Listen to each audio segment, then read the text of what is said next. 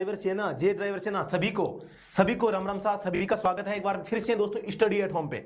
और दोस्तों हमेशा की भांति दोस्तों सबकी शिकायत है कि दोस्त भी यहाँ पर जो हम क्वेश्चन कर रहे हैं दोस्तों, क्वेश्चन की संख्या हम क्या कर रहे हैं, कम कर रहे हैं। क्वेश्चन हम केवल 5 या 7 या 10 तक क्वेश्चन हम करते हैं। तो दोस्तों लेकिन इन 10 प्रश्नों में आपको 50-60 क्वेश्चन नजर आएंगे। क्या आप चाहते हैं कि प्रश्न आए और रिपीट करके चले जाए? तो इस प्रकार से आपके पास में भी बहुत सारी बुक्स होगी दोस्तों, उन बुक्स में से आप इन प्रश्नों को पढ़ सकते हैं और आप रीडिंग लगा सकते हैं। लेकिन एक्चुअल में हमें समझ में नहीं आता कि प्रश्न क्या है, प्रश्न में पूछा क्या चीज है। तो यह चीज अगर जब तक हम जानेंगे नहीं दोस्तों, प्रश्न को समझेंगे नहीं, समझकर प्रश्न का जवाब नहीं देंगे, तो दोस्तों तब तक हम आगे बढ़ेंगे नहीं और हमारी प्रिपरेशन अच्छी नहीं होगी। तो इसी बात को लेकर मैं दोस्तों आपके यहां पर हर प्रश्न की बाल की खाल दोस्तों, बाल की खाल निकालने का काम यहां पर मैं करता हूं। तो आपको चिंता नहीं करनी है दोस्तों। अगर आपने अगर लगभग 40 से 45 वीडियो क्लास मेरी अगर ले ली, तो दोस्तों आप मेरे से भी परफेक्ट हो जाओगे। क्या हो जाएंगे? आप मेरे से भी परफेक्ट हो जाओगे, ये मेरा मानना है। तो दोस्तों आप अगर दिल्ली पुलिस ड्राइवर की तैयारी कर रहे हैं, तो दोस्तों आपको तुरंत स्टडी एट होम है, इसको डाउनलोड कर लेना चाहिए। यहां पे ऑनलाइन कंप्लीट कोर्स दोस्तों चल रहा है, इसको ज्वाइन कर सकते हैं दोस्तों। मैं बता देता हूं, इसके अलावा टेलीग्राम चैनल भी दोस्तों हमारा चल रहा है, जिसपे हम डेली को जो आपका फ्री क्विज है टेलीग्राम के ऊपर ड्राइवर की फ्री क्विज दोस्तों दे रहे हैं। और जितनी भी सूचनाएं होती है, कंप्लीट सूचना यहां पर मैं आपको दे देता हूं दोस्तों। यहां पर एक बार फिर से मैं बता देना चाहता हूं, जो सूचना एज को लेकर ये कुछ यूट्यूबर फैला रहे हैं कि एज में छूट मिलेगी, छूट नहीं मिलेगी, ऐसा कोई अभी तक कोई आदेश नहीं है। जब कोई इंफॉर्मेशन होगी तो हम आपको जरूर बताएंगे। एज में छूट को लेकर अभी तक कोई मामला इस प्रकार से एसएससी के पास में नहीं गया है और नहीं एसएससी अभी तक छूट देने के मूड में है। तो दोस्तों एसएससी छूट देती तो एसएससी ऐसा बोर्ड नहीं है जो एक बार ये करे फिर उसको पलटे, ऐसा नहीं कर रही है। एसएससी को जो करना होता है वो नियमों के तहत करती है, और जो नियम है उसी के तहत अभी वर्तमान में 1 जुलाई से आपकी एज काउंट हो रही है। तो दोस्तों आज हम इस पर चर्चा नहीं करते हुए दोस्तों शुरू करते हैं इस सेशन को। जुलाई से आपके एज काउंट दोस्तों, सभी इस वीडियो को सभी लाइक करेंगे दोस्तों, लाइक करेंगे तभी मैं क्लास को स्टार्ट करूंगा, नहीं तो हम ऐसे ही बातें करते रहेंगे। क्या है? ऐसे ही बातें करते रहेंगे। आपको लाइक तो करना पड़ेगा, लाइक तो आपको करना पड़ेगा दोस्तों। शुरू करते हैं आज का सेशन। सभी है वो लाइक वाला बटन दबा दें, सभी लाइक वाला बटन है आप दबा देंगे दोस्तों। शुरू करते हैं आज का सेशन। बहुत शानदार सेशन होने वाला है, हम काफी अच्छे क्वेश्चंस यहां पर हम देखने वाले हैं आज। तो दोस्तों आज हमारी ये 6ठी क्लास है। कौन सी क्लास है दोस्तों? 6ठी क्लास है। मात्र मैंने आपको कह दिया 30 से 35 क्लासें देख लेना, मेरी आपके लिए काफी है। प्रश्न संख्या 59 है, 58 तक हमने पिछली क्लास में कंप्लीट कर लिए हैं। लेकिन दोस्तों मैं आपको यहां पर 100 क्वेश्चन करवाऊंगा। इन 100 क्वेश्चन में आपको 1000 क्वेश्चन नजर आएंगे। 1000 100 में 1000 नजर आएंगे। तो दोस्तों आप ये अगर नहीं आए तो मुझे बता देना आप। प्रश्न संख्या हमारा 59 है। वाहन पंजीकरण यानी कि आरसी को रिन्यू खालिस्तान, और इस अवधि में दोस्तों वाहन का उपयोग भी कर सकते हैं। खालिस्तान में क्या आएगा? वैधता समाप्ति के 60 दिन पहले तक और बाद तक रिन्यू करवा सकते हैं। वैधता समाप्ति के 30 दिन पहले तक और बाद तक रिन्यू करवा सकते हैं। वैधता समाप्ति के केवल 60 दिन पहले तक रिन्यू करवा सकते हैं। वैधता समाप्ति के केवल 30 दिन बाद तक रिन्यू करवा सकते हैं। कमेंट सेक्शन में सभी छापने इसका जवाब हो क्या होगा। आरसी के बिना वाहन का एक दिन भी उपयोग नहीं कर सकते। बिल्कुल राजस्थानी आपका सही जवाब है। 59। देखते हैं कौन कौन इसका जवाब है। मनीष पंडित जी 59 बिल्कुल सही जवाब आपका। सर जी टेलीग्राम पर जो क्वेश्चंस दे रहे हो क्विज का एक बार ठीक है, हम हाँ बिल्कुल देखेंगे। क्विज की संख्या आप बढ़ाएंगे, क्विज की संख्या अब और हम बढ़ाने जा रहे हैं और आपको अच्छे प्रश्न यहां पर आपको देखने को मिलेंगे। तो दोस्तों मैं आपको बता देना चाहता हूं, यहां पर आपके आरसी के रिन्यूअल की बात आई है। क्या है दोस्तों? आरसी के रिन्यूअल की बात आई है। तो हमें आरसी से संबंध रखने वाली धाराओं का, आरसी से संबंधित जो जुर्माना होता है, इन सब के बारे में दोस्तों यहां पर हम सीखने वाले हैं। तो दोस्तों यहां पर सबसे पहले पूछा क्या है? पूछा है रिन्यूअल के बारे में। रिन्यू का शब्द आया है, तो रिन्यू के बारे में पूछा है। तो मैं आपको दोस्तों बता देता हूं रिन्यू के बारे में। तो सबसे पहली बात, आरसी को रिन्यू करवाने का टाइम क्या होता है दोस्तों? आरसी को आप 60 दिन पहले रिन्यू करवा सकते हैं। कितने दिन दोस्तों? 60 दिन पहले रिन्यू करवा सकते हैं, 61 दिन पहले भी नहीं। लेकिन समाप्ति एक्सपायरी हो जाती है दोस्तों, एक्सपायर हो जाता है आरसी, तो दोस्तों इसके आप बाद में एक भी दिन आप गाड़ी नहीं चला सकते, वाहन का प्रयोग नहीं कर सकते।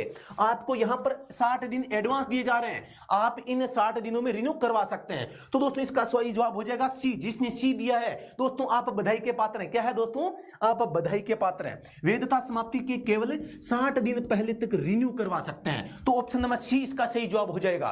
दोस्तों यहां पर आपको कंफ्यूज नहीं होना है। मैं बता देता हूं यहां पे आपके रिन्यू के बारे में थोड़ा सा। तो यहां पर मैं बात करता हूं आपके सबसे पहले इंश्योरेंस इंश्योरेंस को दोस्तों आप 30 दिन एडवांस रिन्यू करवा सकते हैं, बाद में एक भी दिन नहीं मिलता है एक्सपायरी के बाद में। बात करता हूं आरसी की, तो इसको दोस्तों 60 दिन पहले रिन्यू करवा सकते हैं। दोस्तों बात करता हूं परमिट की, परमिट को केवल 15 दिन, दोस्तों याद रखना 15 दिन, केवल 15 दिन, केवल 15 दिन आपको यहां पर मिलता है किसका, परमिट का। अब बच गया क्या, इंश्योरेंस आ गई आपके, ये आ गया आरसी आ गया, पर ये परमिट आ गया। पीयूसीसी इनका दोस्तों कुछ भी नहीं है। पीयूसीसी और जो फिटनेस है आप सुविधा अनुसार जैसे समाप्त होता है, इनकी कोई एडवांस का के संबंध में कोई रूल है यहां पर नहीं है दोस्तों। तो आपको ये चीजें देनी है। बच गया लाइसेंस, डीएल। दोस्तों डीएल का नया नियम है, दोस्तों जो नया नियम है उसी को पढ़ना है। नया नियम है आप 365 दिन पहले भी करवा सकते हैं और बाद में भी करवा सकते हैं। ये बात आपको ध्यान रखनी है, 365 दिन डीएल का है। तो ये सारे के सारे आपने इसका स्क्रीनशॉट ले लिया होगा, मैं आशा करता हूं। चलो इसको तो मैं मिटा देता हूं। आरसी के संबंध में धारा 39 कहती है कि आपके वाहन की आरसी होगी। धारा दोस्तों 43 ये कहती है कि आपका वाहन अगर नया खरीदा है तो तुरंत इसका उपयोग करते हैं। तो दोस्तों यहां पर आपको अस्थायी पंजीकरण करवाना है, अस्थायी पंजीकरण करवाना है। अब अस्थायी पंजीकरण के बारे में दोस्तों यहां पर मैं आपको एक दो चीजें बताऊंगा। यहां सबसे पहली बात कमेंट सेक्शन में छाप दें, अस्थायी पंजीकरण किस फोरम में जारी किया जाता है, किस फोरम में जारी किया जाता है दोस्तों ये बताना है। अस्थायी पंजीकरण धारा तो 43 है। दूसरी बात, अस्थायी पंजीकरण करवाते हैं, आपकी गाड़ी पर एएफ लिखा होता है, इसका मतलब क्या होता है दोस्तों ये भी चीज बताएं आप कमेंट सेक्शन में।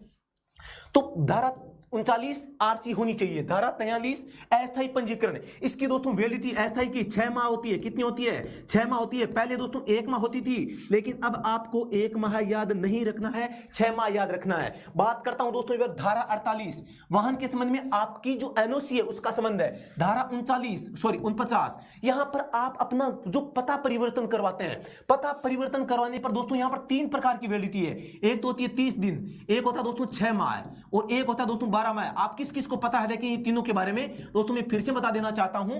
30 दिन किसका है, 30 दिन है अगर आप स्थायी रूप से पता परिवर्तन कर देते हैं। 6 माह है जिस राज्य में वाहन पंजीकरण है, पंजीकृत है, उस राज्य में आप 6 माह तक अस्थायी रूप से कहीं पर रह सकते हैं। 12 माह क्या है, आप जिस राज्य में रहते हैं, जिस राज्य में पंजीकरण हो रखा है उससे दूसरे राज्य में आप अधिकतम 12 माह तक रह सकते हैं। ये दोस्तों धारा 49 के संबंध में 3 नियम है, ये 3 याद कर लेना, आपका तो बेड़ा पार हो जाएगा। दोस्तों इसके अलावा आपको एक दो चीजें और ध्यान रखनी है आरसी के संबंध में। जो दोस्तों यहां पर आरसी के संबंध में यहां दोस्तों मैं बता देता हूं, एएफ का अप्लाइड फॉर, यानी कि मैंने स्थायी आरसी के लिए आवेदन फॉर्म भर दिया है दोस्तों। बीमा 30 दिन, 15 दिन परमिट, 0 दिन बाद। बहुत अच्छी बात, मनीष पंडित जी आपका स्वागत है, बहुत अच्छा दे रहे हैं आप। अप्लाइड फॉर बिल्कुल अस्थायी पंजीकरण धारा 43 कहता है दोस्तों आप अगर स्थायी लाइसेंस के लिए स्थायी आरसी के लिए पंजीकरण के लिए आवेदन कर देते हैं तो आपके ऊपर एएफ लिखा जाता है। एएफ का मतलब होता है अप्लाइड फॉर, यानी कि स्थायी आरसी के लिए, स्थायी पंजीकरण के लिए दोस्तों यहां पर आपने अप्लाई कर दिया। बता दें कमेंट सेक्शन में कि आपने अस्थायी पंजीकरण तो बना लिया, लेकिन इस अस्थायी पंजीकरण के बनाने के कितने दिनों के भीतर, आपको दिन बताने कितने दिनों के भीतर आपको स्थायी आरसी के लिए आवेदन करना पड़ेगा। स्थायी आरसी के लिए आपको आवेदन करना पड़ेगा। इसके क्या दिन है तो आपको मैं बता देता हूं, इसका मैं ज्यादा टाइम नहीं लूंगा। इसकी वैलिडिटी है दोस्तों 7 दिन। आपने अगर अस्थायी पंजीकरण ले लिया है, अस्थायी पंजीकरण ले लिया है, उसके तुरंत 7 दिन के भीतर आपको स्थायी लाइसेंस के लिए आवेदन है करना पड़ेगा। अब दोस्तों मैं आरसी के बारे में बता देता हूं, अपराध के बारे में। धारा 190 और धारा 192 दोस्तों बी दोनों धारा दोस्तों 192 बी भी है, सॉरी धारा 190 नहीं है, यहां पे धारा 192 है और 192 बी 2 है। एक तो धारा 192 है जो ये कहती है कि आरसी के संबंध में आपने आरसी बनाया नहीं, बिना पंजीकरण आपने क्या कर लिया, अपने वाहन का प्रयोग कर लिया है बिना पंजीकरण के। दोस्तों जुर्माना कितना है, 2000 से 5000 और 5000 से 10000। बता देता हूं मैं, 2000 से यहां पर 2000 से 5000 पहली बार में है और यहां पर दोस्तों 5000 से 10000 तक दूसरी बार में जुर्माना है। किसमें दोस्तों, आप बिना आरसी के गाड़ी चलाते हैं। धारा 192 में क्या है, गलत प्रयोग किसका, आरसी का। दोनों में अंतर करना है, गलत प्रयोग आरसी का और दोस्तों यहां पर आपको है, मतलब गलत कैसे होता है, अब गलत किसे कहते हैं, गलत होता है जैसे आपने आरसी को तोड़ मरोड़ के, फोटो चेंज करके, गलत कागज देकर, गलत गाड़ी दिखाकर, गलत इंजन नंबर देके, 33 नंबर गलत दे दिए, अपनी आरसी को किसी दूसरे दूसरे वाहन में प्रयोग कर लिया, अपने वाहन की जो नंबर प्लेट है उसको दूसरे का लगा दिया, अपने इस प्रकार की जो दोस्तों दिक्कत होती है, इस प्रकार की जो आप चालाकी करते हैं, इस चालाकी का नाम है दोस्तों धारा 192 बी। तो आपको ये सारी चीजें याद रखनी है। अगले प्रश्न पे चलते हैं दोस्तों। अब मजा आ रहा है नहीं आ रहा बताएं। आप कहते हो सर 5 प्रश्न करवाए, 5 में 500 छुपे हैं, 5 में 500 छुपे हैं। तो इस प्रश्न का जवाब कमेंट सेक्शन में सभी छाप दें, सभी छाप दें। इस प्रश्न का सही जवाब क्या होगा? प्रश्न संख्या 60, मल्टी लेन सड़क मार्ग पर। बहुत अच्छा प्रश्न, किसी भी यूट्यूबर ने नहीं बताया भाई, किसी ने नहीं बताया। अब तू बता दे, अब तो राज भाई बताएगा, राज सर ही बताएंगे। मल्टी लेन सड़क मार्ग पर के संबंध में गलत कथन चुने। किसी ने बताया है तो मुझे चैलेंज है आपको, किसी ने बताया तो मुझे कमेंट सेक्शन में बताएं इसके बारे में किसी ने बताया है तो। पहली बार क्वेश्चन ही मैंने डाला है, पहली बार क्वेश्चन ही मैंने डाला है, मल्टी लेन। और दोस्तों ये छपा कहां था? आपके यूके ट्रिपल एससी में छप के बाहर निकला था और मैंने वहां से उठा के आपके सामने मॉडिफाई करके आपके सामने पलट दिया है। मल्टी लेन का मतलब 3 से अधिक लेन वाली सड़क। ध्यान से समझना, मल्टी इंग्लिश की बात करता हूं मैं, MULTI।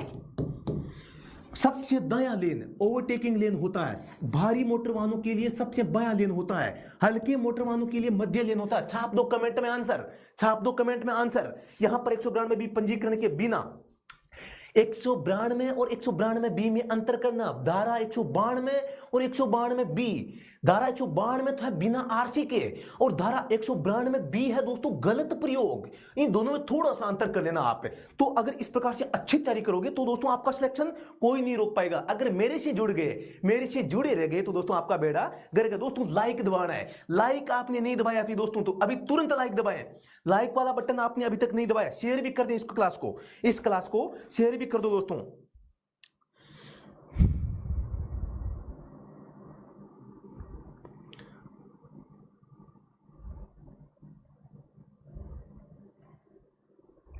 मैं भी शेयर कर रहा हूं, मैंने ऐप वाले स्टूडेंट्स को सूचना ही नहीं दी और मेरी ये गलती हो गई है। तो मैं सभी को एक बार फिर से है ऐप के ऊपर इसका है नोटिफिकेशन भेज देता हूं। थोड़ा सा मुझे टाइम लगेगा तो मैं बस 30 सेकंड लेता हूं, तब तक आप भी इसका जो प्रश्न का जवाब है कमेंट सेक्शन में छाप दें। सभी इस प्रश्न का जो जवाब है कमेंट सेक्शन में छाप देंगे। इतने में मैं क्या है ऐप के अंदर इसका नोटिफिकेशन भेज देता हूं ताकि वो दोस्त भी आ जाए।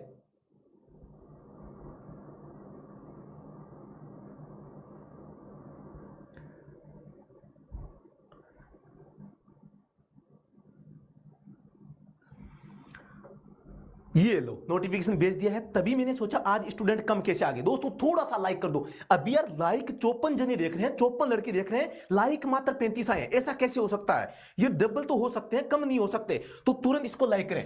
तो दोस्तों यहां पर मैं मल्टी लेन के बारे में बता देना। मल्टी लेन होता है एक से अधिक। पहली बात तो एक से अधिक, एक से अधिक का मतलब होता है मल्टी। तो यहां पर ये कभी मतलब नहीं है कि 3 से अधिक होगा। पूछा क्या है? गलत कथन है, गलत कथन बताना है। दोस्तों रोड आपकी कैसी होती है? रोड ऐसी होती है, मैं बता सकता हूं इस प्रकार की, इस प्रकार से 3 लेन हो गई, 4 लेन हो सकती है, कुछ भी हो जाए हमें कोई मतलब नहीं, हमें 3 लेन बता दो भैया। ये दोस्तों सबसे राइट साइड की है और ये दोस्तों मीडियम की है और सबसे ये दोस्तों लेफ्ट साइड की है। अब हमें तो बता दो क्या मतलब होता है। तो दोस्तों सबसे पहले ये तो लेफ्ट हो गई, लेफ्ट के बारे में पढ़ेंगे, एक मीडियम पढ़ेंगे और दोस्तों एक हम राइट साइड की पढ़ेंगे।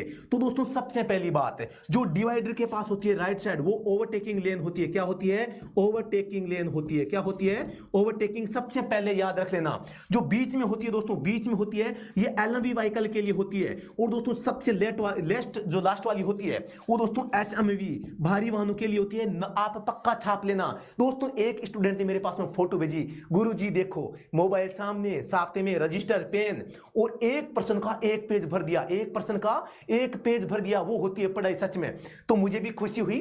तो दोस्तों इस तीनों को आप लिख लें। अब आप कहोगे सर 4 लेन आ गई तो क्या होगा? 4 लेन आ गई तो क्या होगा? सबसे लेफ्ट लेन जो होगी, लेफ्ट लेन एचएमवी की हो जाएगी। किसकी हो जाएगी? भारी वाहनों की। जस्ट लेफ्ट के पास में जो होगी 2 नंबर, ये दोस्तों पैसेंजर व्हीकल्स के लिए हो जाएगी, पैसेंजर के लिए हो जाएगी। जो 3 नंबर होगी दोस्तों, 3 नंबर क्या हो जाएगी?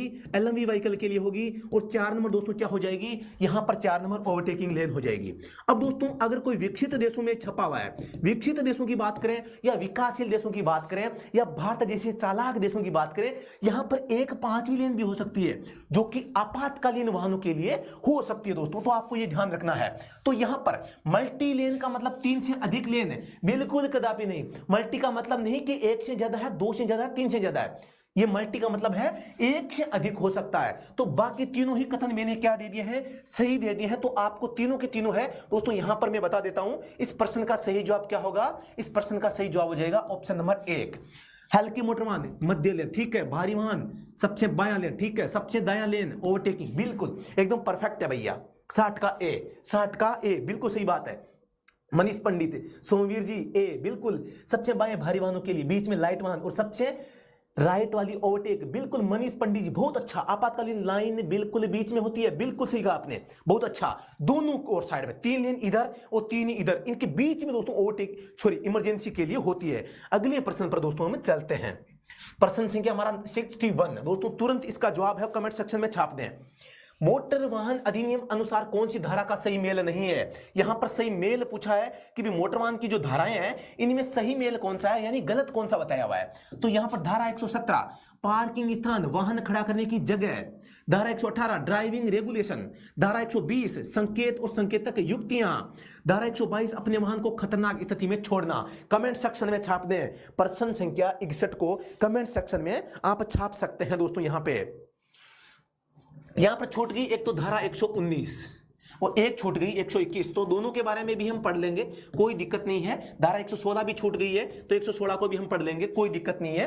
धारा 126 छूट गई है, इसको भी पढ़ लेंगे। धारा 128 को भी पढ़ लेंगे और धारा 129 को भी पढ़ लेंगे और धारा 134 ये भी पढ़ लेंगे, धारा 134 एक को भी पढ़ लेंगे। सबके बारे में एक एक जानकारी जो है हम थोड़ी थोड़ी है देख लेंगे। तो इस प्रश्न का कमेंट सेक्शन में छापते। 61 का सी, 61 का सी, 61 का डी अमित पंघाल, डी मोहित कुमार, ए संदीप सिंह जी। आवाज का कोई इश्यू देखते हैं। 61 का सी, 61 का डी अमित पंघाल, डी मोहित, कोई दिक्कत नहीं है। थोड़ा सा ईयरफोन डालो, आवाज बढ़ा लो, आवाज बढ़ा लो। तो दोस्तों ये है बात। तो यहां पर कमेंट सेक्शन 61 का सी, डी, बी, भैंस गई पानी में तो भैंस को पानी में से निकालना पड़ेगा, ये मैं निकालूंगा। अभी धारा सबसे पहले देखते हैं। धारा 117 बिल्कुल पार्किंग स्थान और वाहन खड़ा करने की जगह, पार्किंग स्थान के लिए धारा 116 बिल्कुल सही है। धारा 118 ड्राइविंग रेगुलेशन बिल्कुल सही है दोस्तों।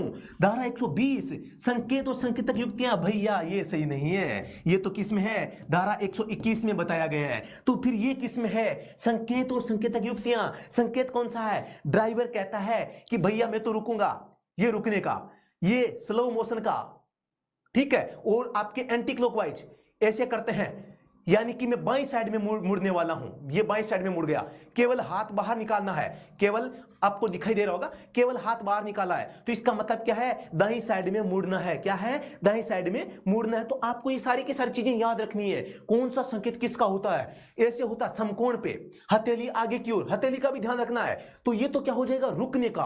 और दोस्तों केवल हाथ बाहर निकालना, हथेली नीचे रखना, और बाहर निकालने का मतलब क्या है, आपको राइट साइड में मुड़ना है। और दोस्तों आप एंटी क्लॉकवाइज ऐसे घुमाते हो हाथ को, और ऐसे घुमाते हो तो मतलब कि आप लेफ्ट साइड में मुड़ने वाले हैं। क्या है, मुड़ने वाले हैं। तो आपको ये चीजें ध्यान में रखनी है। तो थोड़ा सा ध्यान से इनको समझना है। ये किस में है दोस्तों, मैंने जो हाथ सिग्नल बताए, ये दोस्तों धारा 121 में, किस में है दोस्तों, धारा 121 में। ये संकेत और संकेतक युक्तियां, जो सिग्नल होते हैं लेफ्ट का, राइट का, जो इंडिकेटर जिसे कहते हैं, ये दोस्तों होता है धारा 121 में। धारा 122 अपने वाहन को खतरनाक स्थिति में छोड़ना, बिल्कुल सही है। आपने जो पार्किंग के लिए जगह नहीं है और आपने खड़ा कर दिया, पार्किंग के लिए जगह नहीं है, कोई एक सड़क के बीच में खड़ा कर दिया, ये होता है। अब कंफ्यूज होता है, धारा 122 तो खतरनाक स्थिति में छोड़ना है, तो फिर धारा 126 क्या है। धारा 126 है खड़े वाहन। भी खड़ा वाहन करते हैं तो आपको किन बातों का ध्यान रखना है, चाबी ऑन रखनी है, ऑफ रखनी है, टायर के नीचे कोई पत्थर लगाना है, नहीं लगाना, हैंड ब्रेक खींचना है, नहीं खींचना है, सड़क के नीचे पार करोगे, ऊपर करोगे, सड़क के साइड में पार करते समय पार्किंग लाइट रात में ऑन करनी है या नहीं करनी है, ड्राइवर सीट को खड़ा करते समय उसके बैठा के रखना जरूरी है या नहीं है, फाटक को क्लोज रखना है या ओपन रखना है, ये चीजें, ये इस सिचुएशन को बताता है कौन दोस्तों, धारा 126। अब मैं सभी के बारे में बता देता हूं। धारा 119 धारा 119 कहती है, धारा 116 बता देता हूं पहले। धारा 116 है जिसमें आपके रोड साइन होते हैं, रोड साइन लगाने की शक्तियां दी गई है किसको? केंद्र सरकार को, और उसके माध्यम से राज्य सरकार को, और राज्य सरकार किसी एक बॉडी निकाय के माध्यम से दोस्तों क्या करती है, यहां पर ये रोड संकेत लगाती है। तो यहां पर एक तो आ गया धारा 116 जिसमें रोड संकेत लगाए जाते हैं। इस 116 वाले संकेतों को धारा 119 में क्या है, इनका कर्तव्य है, किसका? ड्राइवर का। क्या मानना? धारा 116 में लगाए गए संकेतों को मानना। धारा 121 अभी मैंने बता दिया, संकेत, हाथ संकेत और इंडिकेटर हो गए। तो धारा 120 क्या हुई? धारा 120 क्या हुई? कमेंट सेक्शन में छाप दें सभी। धारा 120 इतने में धारा 126 खड़ेवान बता दिए मैंने। 128 क्या है सभी बताएंगे? धारा 129 128 क्या है?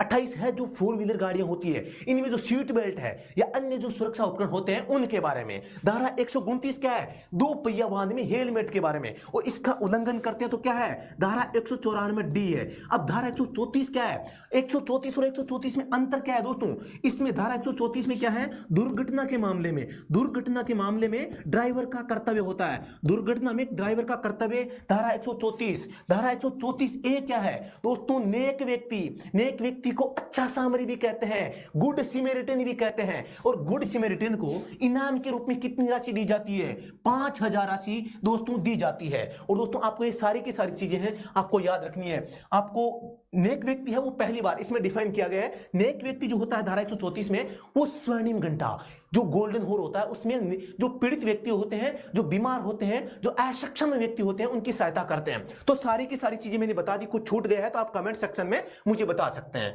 प्रश्न संख्या अगला देखेंगे, प्रश्न संख्या 62 आपके सामने है। वाहन में गियर बॉक्स का कार्य होता है, वाहन में गियर बॉक्स का काम होता है। आपको देखो यहां पर मैं एक बात बता देना चाहता हूं, कोई भी प्रश्न हो उसमें हो सकता है एक से ज्यादा आंसर हो, एक से ज्यादा आंसर तो क्या करेंगे?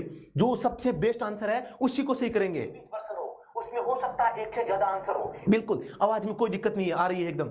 134 ए के 34 ए नेक इंसान, रोड साइन 100, बिल्कुल सही बात है मनीष जी, मेरा आंसर 1661 सी था। अच्छा कोई बात नहीं। तो दोस्तों प्रश्न संख्या 62 के पे आ जाएं आप और 62 का जवाब बताएं। वाहन में गियर बॉक्स का कार्य होता है, कमेंट सेक्शन में जवाब छाप दें। इंजन टॉर्क में परिवर्तन करना, इंजन टॉर्क के साथ स्पीड नियंत्रित करना और स्पीड को कम या ज्यादा करना, निम्न टॉर्क के साथ स्पीड नियंत्रित करना और स्पीड को कम या ज्यादा करना, उचित टॉर्क के साथ स्पीड नियंत्रित करना, स्पीड को कम या ज्यादा करना। मैंने अभी बताया आंसर सारे ही सही लग रहे हैं, लेकिन जो सबसे अच्छा जवाब है, मेन इसका जो मुख्य उद्देश्य होता है गियर बॉक्स का, वो आपको बताना है। कमेंट सेक्शन में छाप दें कि प्रश्न संख्या 62 का जवाब है वो दोस्तों क्या होने वाला है। प्रश्न संख्या 62 का जवाब है वो क्या होने वाला है, सभी इसका जो जवाब है कमेंट सेक्शन में छाप दें। दोस्तों मैं इसका जवाब बता देता हूं, आपका जवाब आने लग गया है शायद। 62 का डी, 62 का बी, 62 का सी, ABCD चारों आ रहे हैं, मतलब कि फिर से भैंस पानी में जाने वाली है। जाने मत तो रोक लो, मैं रोकता हूं अभी, ठीक है। तो यहां पर इस प्रश्न का जो सही जवाब है क्या हो जाएगा? ऑप्शन नंबर डी सही हो जाएगा। उचित टॉर्क, उचित टॉर्क के साथ में स्पीड नियंत्रण करना और स्पीड को कम या ज्यादा करना। बिल्कुल, हम इंजन की जो एक स्पीड होती है, फिक्स स्पीड होती है, वो घूमती रहेगी, चाहे 50 की हो या 60 की हो या 100 की हो या 5000 की हो। दोस्तों आपकी जो इंजन शाफ्ट होती है उसकी गति को हम आरपीएम से नापते हैं। किसमें नापते हैं? आरपीएम में। और आरपीएम में नापने का काम कौन करता है दोस्तों? आपका टेकोमीटर। टेकोमीटर को दोस्तों क्या नाम कहते हैं हिंदी में? घूर्ण। इसका हिंदी में नाम होता है घूर्ण, चाल मापी। कितना अच्छा नाम है, घूर्ण चाल मापी। और दोस्तों आज की टेलीग्राम क्विज में मैंने यही दिया था और स्टूडेंट है फंस गए थे। इसको दोस्तों टेकोमीटर भी कहते हैं और कई बार दोस्तों यहां पर ये प्रश्न है वो पीछे पूछा जा चुका है, याद रखना आरपीएम। अब ये किसकी गति मापता है, ये सबसे ज्यादा कंफ्यूज होता है। तो दोस्तों ये इंजन की शाफ्ट, इंजन शाफ्ट जो होती है उसकी गति को नापता है इंजन शाफ्ट का। इंजन जो शाफ्ट होती है इसकी गति को मापती है कौन? आरपीएम में कौन? घूर्ण चाल मापी या टेकोमीटर। अब मैं बात करता हूं यहां पर टॉर्क की। अब आप कहोगे सर ये टॉर्क क्या होता है? टॉर्क किस खेत की मुझे सर ये भी बता दो, प्लीज बता दो सर। है तो मैं बता देता हूं। आपके पास में कोई काम है, एक आपके पास में हथियार है, ये मेरा हाथ है, देखो ये सीधा हाथ है। एक तो देखो मैं इस काम से किसी जो ये मेरा ये पेन है इसमें बहुत ज्यादा वजन है, इसको मैंने हाथ में ले लिया। एक तो मैं इसको पेन को धीरे से ऐसे उठाऊंगा, ऐसे उठाया मैंने, फिर से नीचे गया, ये कोई मुझे काम करना पड़ रहा है, ये मैंने फिर से ऊंचा उठाया। एक तो ये हो गया। तो जो यहां से दोस्तों देखो ये बल लग रहा है, जो इस पे जोर लग रहा है, पावर लग रही है, जो ये बल लग रहा है ऊपर आने में, जितना मैं ताकत का इस्तेमाल कर रहा हूं, ये तो होता दोस्तों टॉर्क। ये देखो ऊपर जितनी मतलब कि मजबूती से, जितनी शक्ति के साथ ऊपर आ रहा है, ये तो हो गया टॉर्क। अब मैं इस काम को कितनी गति से करता हूं, कितनी गति से करता हूं दोस्तों, ये क्या है, ये होती है स्पीड, ये होती है आपकी स्पीड। तो स्पीड में और दोस्तों टॉर्क में आप अंतर कर लेना। टॉर्क का मतलब है उसमें पावर कितनी है, गति तो है, गति के साथ में पावर कितनी है, ये होता है टॉर्क। तो उचित टॉर्क यानी कि जितनी टॉर्क की आवश्यकता है, गियर क्या काम करेगा, अगर ज्यादा टॉर्क की आवश्यकता है तो गियर करो डाउन, और गियर डाउन में टॉर्क को बढ़ा दो, ये काम करेगा। तो उचित टॉर्क के साथ स्पीड नियंत्रित करेगा दोस्तों, कम या ज्यादा दोनों कर सकता है, ये भी ध्यान रखना। तो ऑप्शन नंबर डी सही हो जाएगा। अगले प्रश्न पे मैं चलता हूं, प्रश्न संख्या 63। बहुत अच्छा प्रश्न यहां पर आपके सामने होने वाला है, तुरंत इसे पढ़ें, कमेंट सेक्शन में इसका जवाब छाप दे। ज्यादा मेरे पास में भी टाइम नहीं है, आपके पास में भी नहीं है। आपने एक नई गाड़ी 2016 में खरीदी थी जो कि भारत स्टेज 3 में पंजीकृत है, BS3 में, किसमें, BS3 में पंजीकृत है। प्रदूषण नियंत्रण प्रमाण पत्र की प्रामाणिकता रहेगी। 3 माह है, 6 माह है, 12 माह है, 1 माह।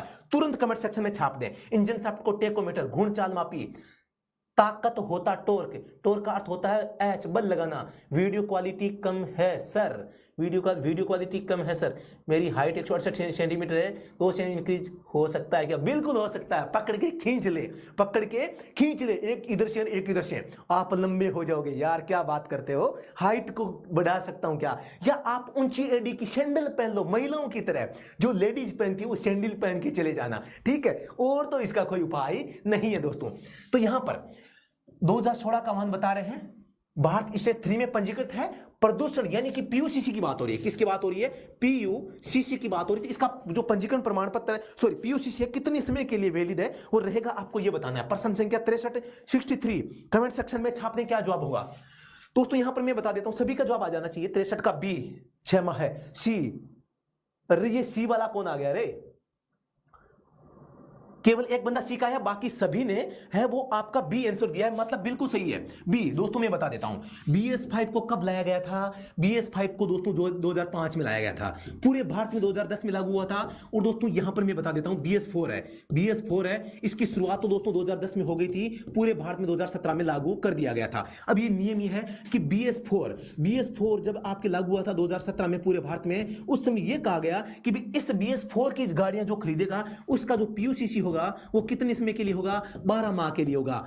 क्या हो गया, पेन चलता नहीं है क्या, PUCC होगा वो 12 माह के लिए जारी किया जाएगा। कितने माह के लिए, 12 माह के लिए। तो या तो BS4 या BS4 के बाद की गाड़ियां, तो BS6 भी इसमें शामिल हो गया है। तो यहां पर मैं आपको बता देता हूं 2017 के बाद में कोई भी व्हीकल होगा नया खरीदेंगे, 2017 मॉडल के बाद का वाहन जो BS4 या BS6 में से होगा, तो उसका PUCC 12 माह के लिए होगा दोस्तों, याद रख लेना आप। इसके अलावा इससे पहले का जो है वो दोस्तों कितने समय के लिए होता है, 6 माह के लिए होता है। यहां पर एक होता है पेट्रोल, एक होता है दोस्तों डीजल इंजन, एक होता है MC यानी कि मोटरसाइकिल। दोस्तों इनकी प्राइस के बारे में बता दूं, पेट्रोल इंजन जो होता है, पेट्रोल की कोई गाड़ी है उसका PUCC बनाओगे कितने रुपए लगेंगे, और डीजल के कितने रुपए लगेंगे, कमेंट सेक्शन में छाप दें। इसका जवाब क्या सर, मैं आपको हाइट के बारे में पूछा तो आपको मजा लगा, आपके साथ नहीं हो रहा है, सॉरी माफी, आपसे मैं माफी चाहूंगा। किसी भी यूक्लिडिक या मैथमेटिक्स माफी चाहूंगा भैया, मैं तो माफी चाहूंगा, ऐसे इंटरटेनमेंट के लिए मैंने कर दिया है,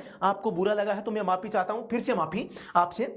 मैथमेटिक्स जी आप एक गणितज्ञ लगते हैं मुझे, मैं माफी चाहूंगा आपसे अगर आपको बुरा लगा है तो। चलो इस प्रश्न पे चलते हैं, इस प्रश्न पे दोस्तों चलते हैं। तो यहां पर आपको मैंने पूछा क्या, इस कमेंट ने मुझे बुला दिया कि मैंने आपसे पूछा क्या था। बिल्कुल, पेट्रोल इंजन और डीजल इंजन और MC इनके कितने कितने रुपए लगते हैं जब आप PUCC बनाते हैं, तो बता दे। देखें एक साल BS6 भैया रुपये बता दे भैया, रुपये बता दो आप तो कि पेट्रोल इंजन के कितने लगते हैं, सभी बता दो।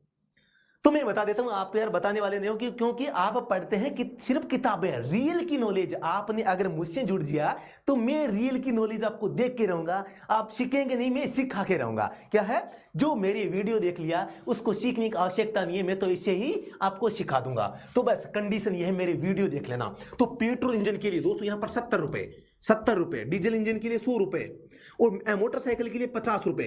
बस ये छाप लेना दिमाग के अंदर, ठीक है। यहां पर मैं एक और चीज बता देना चाहता हूं, पीयूसीसी अगर कोई नहीं बनाता, कोई व्हीकल पीयूसीसी नहीं बनाता है तो इसके लिए पीयूसीसी के लिए आपका पीयूसी सर्टिफिकेट है, इसको बनाने के बाद में आपको 7 दिन का अवसर मिलता है। 7 दिन के भीतर भीतर आपको क्या करना पड़ता है, बनाना इतना होता नहीं तो आपको जुर्माना देना पड़ता है। ये बात भी आपको ध्यान में रखनी है। अगले प्रश्न पे मैं चलता हूं, प्रश्न संख्या 64। प्रश्न संख्या 64, एकल मार्ग के रूप में निर्दिष्ट। तुरंत इसका जवाब कमेंट सेक्शन में छाप दें।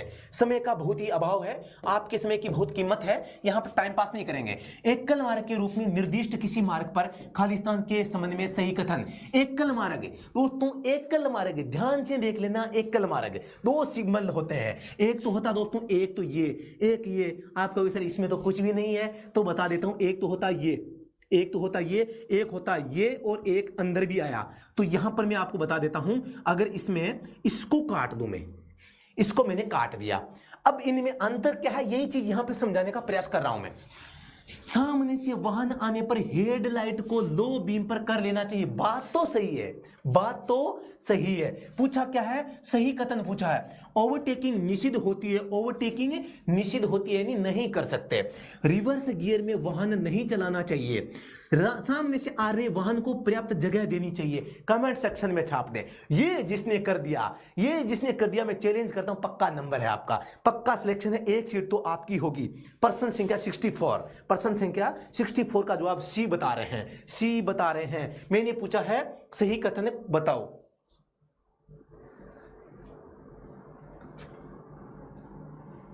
सामने से वाहन संबंध में, सामने से वाहन आने पर हेडलाइट को लो बीम में कर लेना, ठीक है। ओवरटेकिंग निषेध होती है, ठीक है। रिवर्स गियर में वाहन नहीं चलाना चाहिए, रिवर्स गियर में, ठीक है। सामने से आ रहे वाहन को पर्याप्त जगह देनी चाहिए। अब मैंने पूछा क्या है, कर लेना चाहिए, ये गलत हो जाएगा।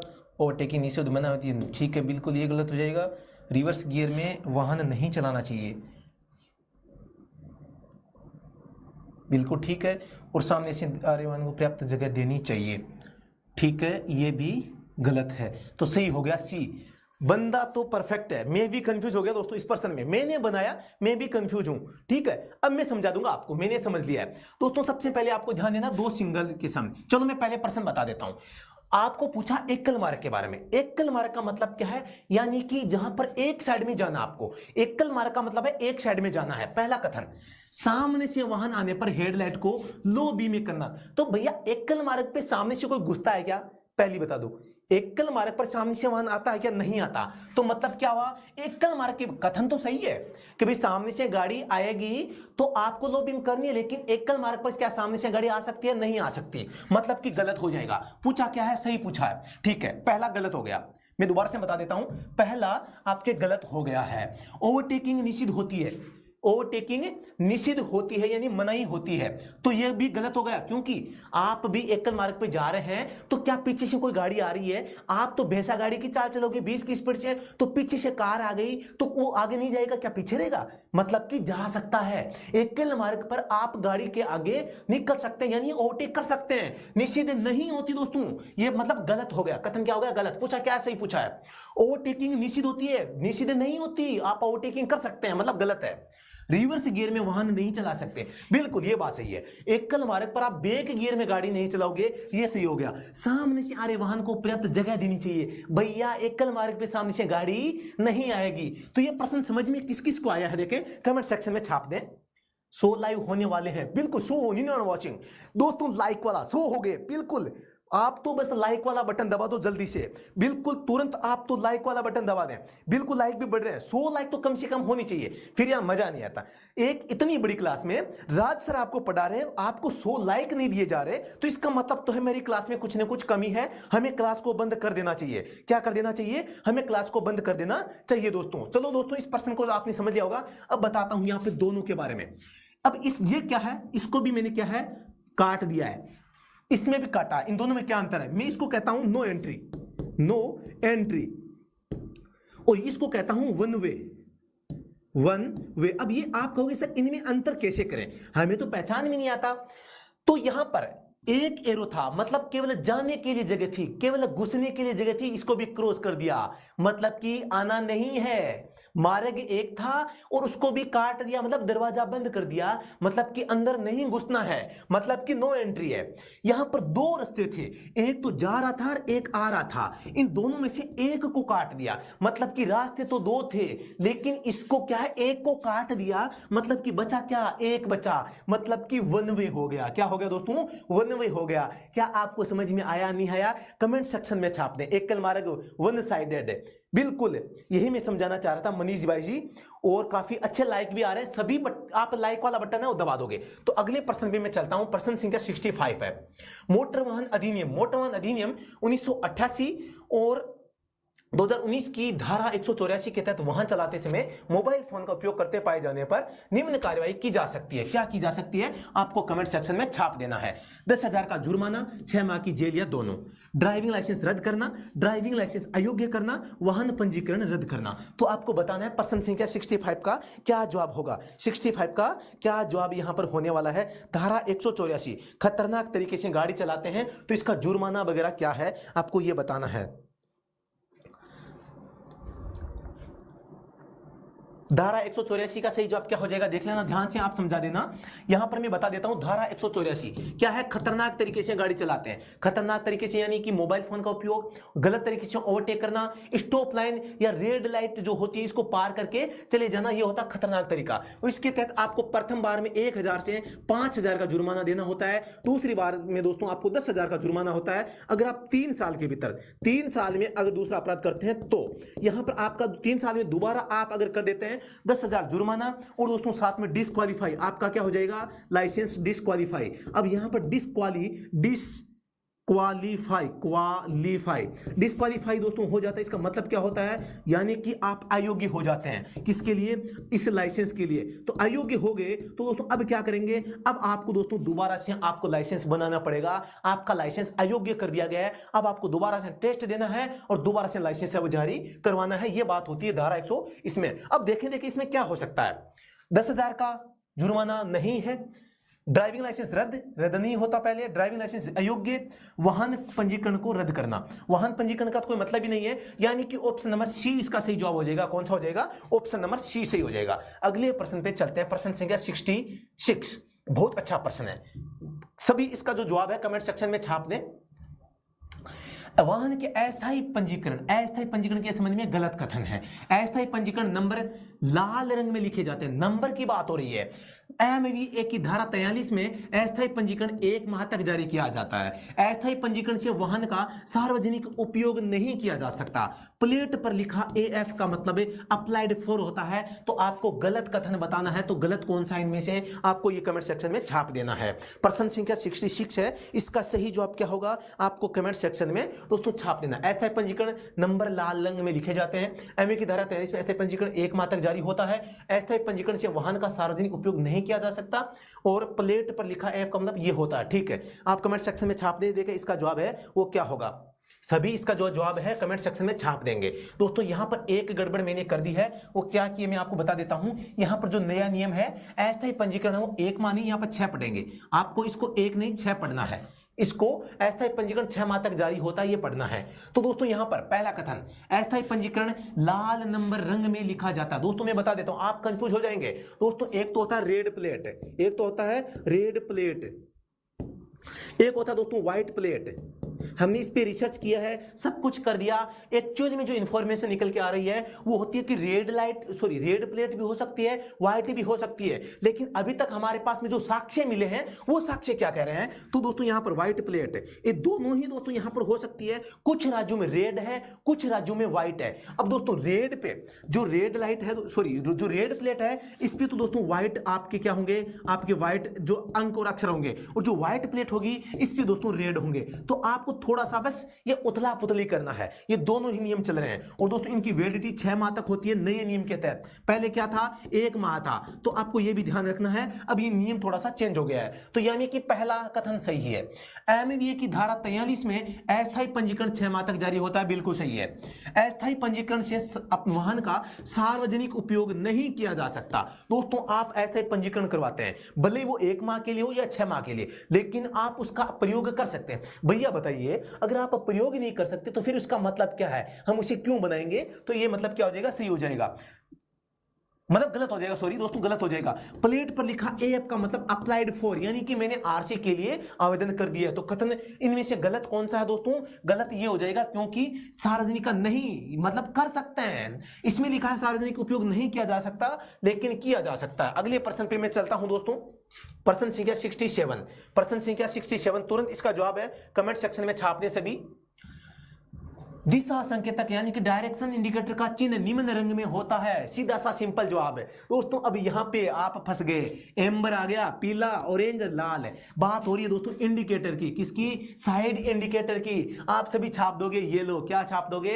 येलो। मैंने आपको एक चीज पहले भी वीडियो में बताई थी, जिस पर्सन में आपको दिख जाए एम्बर, क्या दिख जाए? एम्बर, आपको दिख जाए येलो, आपको दिख जाए ब्लू, आपको प्राथमिकता किसको देनी है? नंबर 1 को, बाद में नंबर 2 को, नंबर 3 को। यहां इस प्रकार से आपको प्राथमिकता देनी होती है। किसके लिए दोस्तों? आपको एम्बर चिन्ह क्या होता है? एम्बर चिन्ह एक प्रकार का, इस प्रकार का संकेत है कि यहां पर 67 क्या दे रहे हैं, देखिए कमेंट सेक्शन में सभी बताएं आप।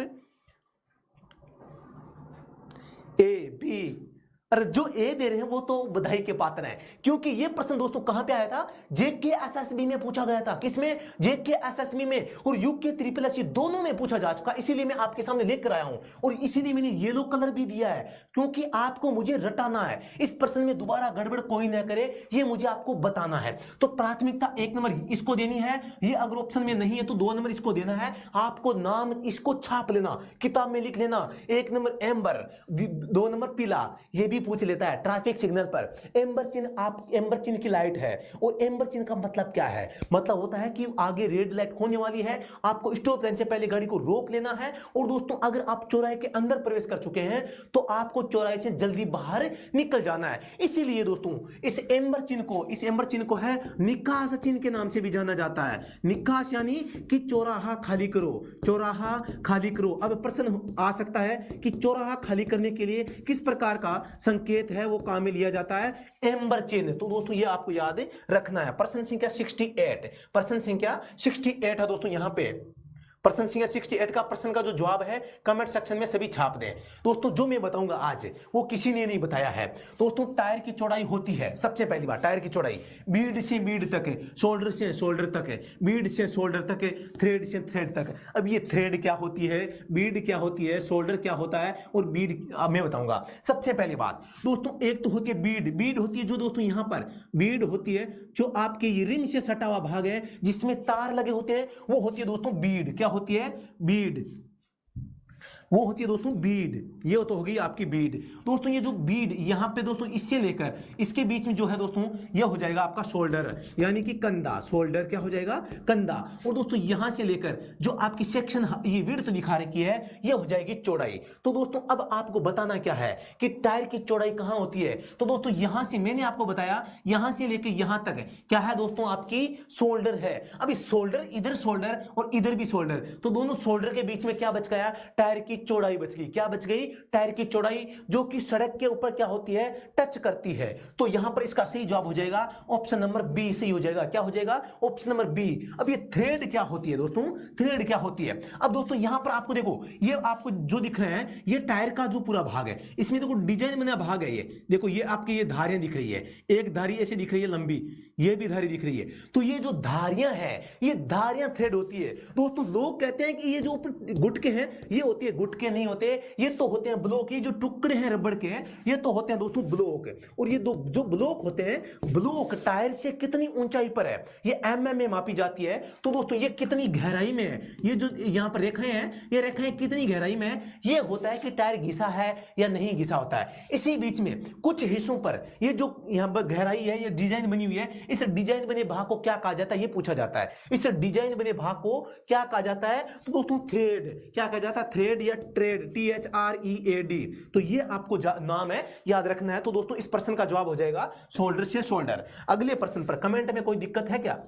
बिल्कुल, अरे वाह यार, अमर राणा बी बिल्कुल, सचिन जी डी गलत आ रहा है, अंतरिक्ष कुमार बहुत नाम तो बड़ा है, ऑप्शन ए दिया है, सचिन कपारा डी दिया है, और पंकज रांगा ए दिया है। तो भाई जवाब कमा रहे हैं, जवाब कमा रहे हैं। तो दोस्तों तुरंत आपको क्या है, टेलीग्राम चैनल ज्वाइन कर लेना चाहिए मेरे हिसाब से, क्योंकि वहां पर सारे क्वेश्चन है वो वहां पर आपको सिखाए जा रहे हैं। प्रश्न संख्या 69 है दोस्तों, तुरंत देखें, ज्यादा समय हमारे पास में नहीं है। यातायात के संकेत के संबंध में रोड रेज, रोड रेज क्या है और इसका अर्थ क्या है? हिट एंड रन मामला, सड़क पर सो रहे लोगों को रौंद देना, कुचल देना, यात्रियों द्वारा हिंसक प्रदर्शन, यातायात में सड़क पर चालकों द्वारा हिंसक प्रदर्शन, टक्कर मारने के बाद गाली गलौज व प्रदर्शन करना। और तो आपको बताना है यहां पर कि जो रोड रेज है वो क्या होता है, कमेंट सेक्शन में छाप दें। 69C, वाह भाई, ये कौन है? दिनेश सोनावाने, दिनेश सोनावाने, बहुत अच्छा जवाब दिया आपने।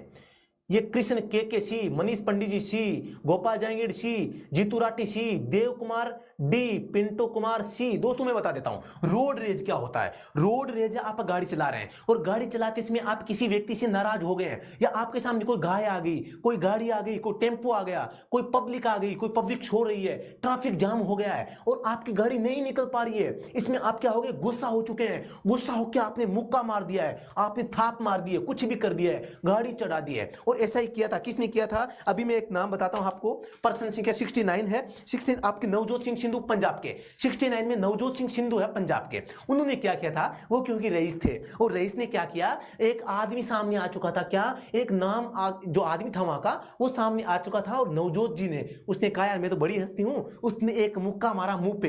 कहां पे मारा? सीधा मुंह पे, पता नहीं खोपड़ी पे मारा था या मुंह पे, मुझे पूछना पड़ेगा यार। यानी कि अब मुक्के मारने से उसकी मृत्यु हो चुकी थी, अब इस पे केस चला।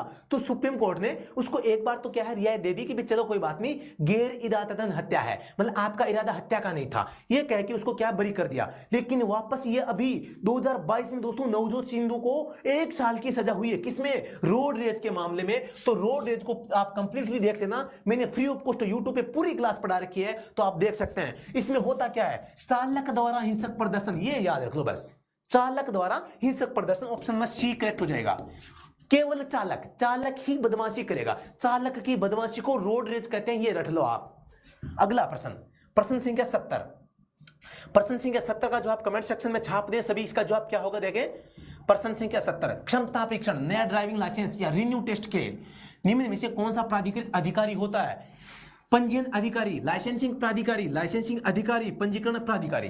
दोस्तों एक तो पूछ ले आपसे, यहां पर पूछ ले आरसी के बारे में, एक पूछ ले डीएल के बारे में, यहां पूछा है डीएल के बारे में। तो आपको एक नाम याद रखना है, आपको प्राधिकरण।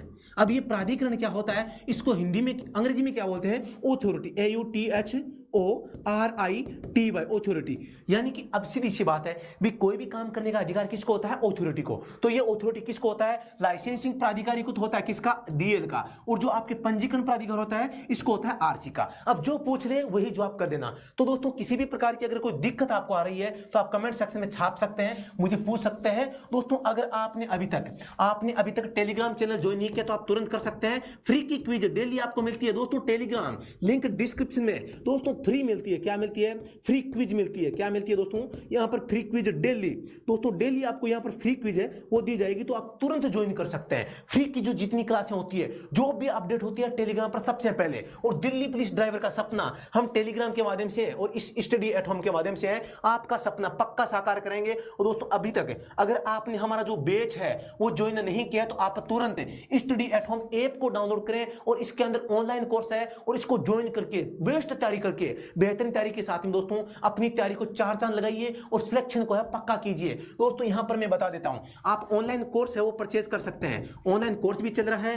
कोर्स नहीं लेना चाहते, 99 रुपए की हमारी बेस्ट बुक है, भारत की सबसे बेहतरीन बुक है, वो यहां पर आपको मिलती है। इसमें टोटल 86 टॉपिक के नाम से ये विख्यात बुक है, नाम से विख्यात है। इसका डेमो आपको वहां पे फ्री ऑफ कॉस्ट मिल जाएगा कि क्या है। स्टडी एट होम के अंदर जाओ, इसको डाउनलोड करें, ई बुक सेक्शन में जाएं और उसका डेमो देखें, मजा आ जाएगा। और कंप्लीट बैच आप पढ़ना चाहते हैं, फुल थ्योरी, हर क्लास की थ्योरी, मैकेनिकल पूरा पढ़ाएंगे, ड्राइविंग स्किल पूरा पढ़ाएंगे, सब कुछ पढ़ाएंगे, ऑब्जेक्टिव क्वेश्चन आपको वहां पर करवाएंगे, वन लाइनर हर चीज का है वो हम आपको देंगे। तो कंप्लीट कोर्स है मात्र 399 में, मात्र 399 में दोस्तों ये ज्वाइन आप कर सकते हैं। अभी ऑफर चल रहा है, बाद में महंगा हो जाएगा, बाद में पछताओगे, बाद में महंगा हो जाएगा। तो दोस्तों अभी के लिए इतना ही, फिर से मिलते हैं नेक्स्ट क्लास में, तब तक के लिए धन्यवाद दोस्तों। जय हिंद, वंदे मातरम, दिल्ली पुलिस की जय, दिल्ली पुलिस की जय।